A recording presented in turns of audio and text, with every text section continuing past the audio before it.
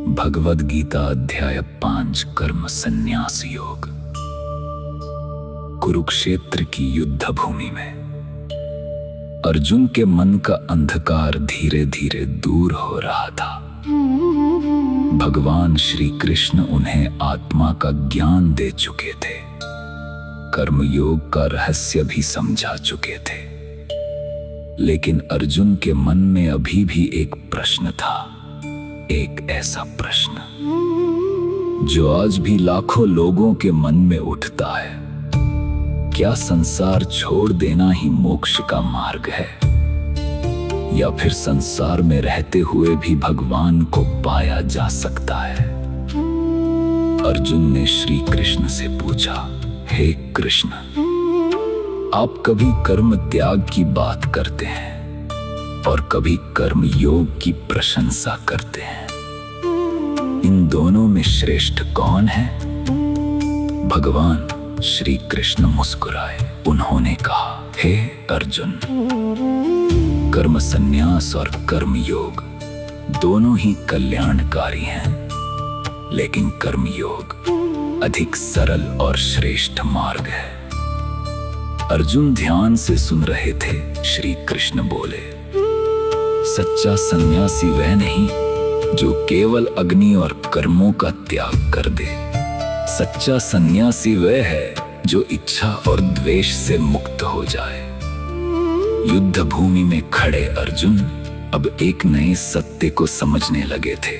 भगवान ने कहा, जो व्यक्ति कर्म के फल की इच्छा छोड़ देता है वह कर्म करते हुए भी मुक्त रहता है। जैसे कमल का फूल पानी में रहकर भी उससे अछूता रहता है, वैसे ही योगी संसार में रहकर भी संसार के बंधनों से मुक्त रहता है।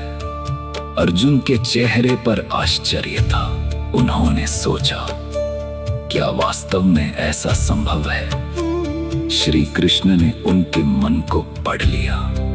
वे बोले, हे अर्जुन, जो व्यक्ति अपने सभी कर्म भगवान को समर्पित कर देता है उसे पाप स्पर्श नहीं कर सकता। वह भीतर से शांत रहता है, उसका मन स्थिर रहता है। फिर श्री कृष्ण ने एक और महान सत्य बताया। उन्होंने कहा, ज्ञानी व्यक्ति सभी प्राणियों में समान आत्मा को देखता है। वह ब्राह्मण, गाय, हाथी, कुत्ते और यहाँ तक कि चांडाल में भी एक ही परमात्मा का दर्शन करता है। ये सुनकर अर्जुन का हृदय श्रद्धा से भर गया।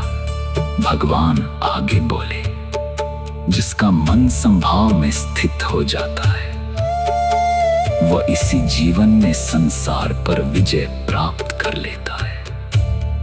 फिर उन्होंने सुख और दुख का रहस्य समझाया।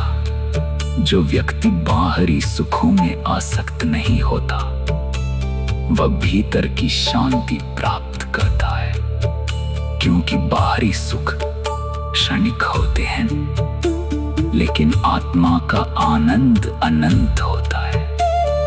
अर्जुन अब समझने लगे थे कि वास्तविक सुख बाहर नहीं, भीतर है।